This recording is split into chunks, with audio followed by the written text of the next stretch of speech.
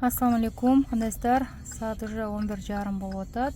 Мына ариза машинадагы водительди бүгүн мына Лужники районунда токтоткон гаилер. Токтоткондо регистрациясы просрочка болгон 3 күн. Жана ошондой эле путевойду туура эмес толтурган. Бүгүн 18 эди, 17синдеги путевой, 17си. Путевойдун айынан ошол эми өзүңүздөргө белгилүү мына таксисттерге акча сураган. 50 миң акча сурайт. Анан 50 миң сурап акча таап кел дейт да. Анан жарымын берейин деп эми баягы соодалашып, баалашып атып 20 миңге макул дейт. 20 миңди берет. Сымай жетип келип берет. 20 миң бергенден кийин эле уже взятка боюнча деп туруп эле сразу колуна кишенди салып, видеого тартып, уже оформить этип коет бунучу. Үстүдөгү адамдарды чакырып, анан да жарым саат, 1 сааттай турат, бирок эч кимдей сүйлөшкөнгө болбойт.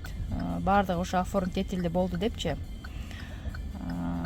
Где-то 1 сааттын ичинде оформить этип, уже баланы Лужники отделенияга алып кетишет. Машинаны ушул жерге, аризаны ушул жерге коюп коет. Эми бул жерде билбейм, негизи положено болсо керек, но зданиянын алдында эле мына решетканын астына коюп коюптур. Тем более бул жер жол, мына жер пешоход. Азыр барып, отделенияга барып, кичине сүйлөшүп, да мен родственник болот элем, мен эжеси болот элем, менин машинамды айдайт элем. Мен азыр хотя бы машинаны алып коеюн, анан кандай сүйлөшсөк десек, ошол машинаны алганга уруксат берди, күлүштөрүн, документтерди берди, паспортту текшерип, чынында вот собственник хозяйка сенсиңби деп атыпчы. Бирок эртең саат ошол 9-10дордо уже сот болот экен. Сотто уже билинет дейт. Же камалат дейт, же болбосо штраф акча менен чыгат дейт. Эми азыр 3-4 доказательство дагы бир-эки документтерди сурады. Жана ошондой эле вот машина, например, меники да, мен келип, да бул менин родственнигим болот. Менин паспортум российский.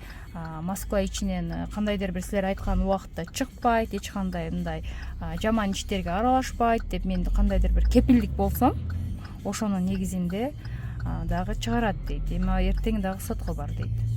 Ошон үчүн айтайын дегеним, негизи бул нерсе жаман нерсе, да? Даже эгер чындаган болсо, бул 5 жылга камалып кетет, 5 жыл 3 жылгачы. Же болбосо ортого адвокат коюп, адвокаттын жардамы менен, акча менен нерв кетирип чыгыш керек болот. Ошон үчүн ойлаңыздар. Эми азыр таксисттер мисалы үчүн эми баягы туура акча менен берип болсо да чыгып кетейли дейт да, негизи эле бул машинаны алдырган болсо бир 250 миң, 250 миң акчага түшөт. Андан көрө ошо 20 миңдей, 30 миңдей ошону берип чыгып кетейин деген ойдо болгон. Бул дагычы өзүнүн жанында акчасы жок, карызга акча сурап эле. Ошого ойлаңыздар. Эми бул проверка туура келип калганда, эгер жөнөкөй эле баягындай акча керек жолдогу мына гаилерге туура келгенде ошол акчасын алат эле, муну кой берет эле, башкача болмок да. Азыр бул атайын мындай проверка туура келип калган. Азыр уже отделенияга барып, уже камап отургузуп коюшту. Абайлаңыздар, ушундай ситуациядан абайлаңыздар. Өтө жаман ушундай ситуация.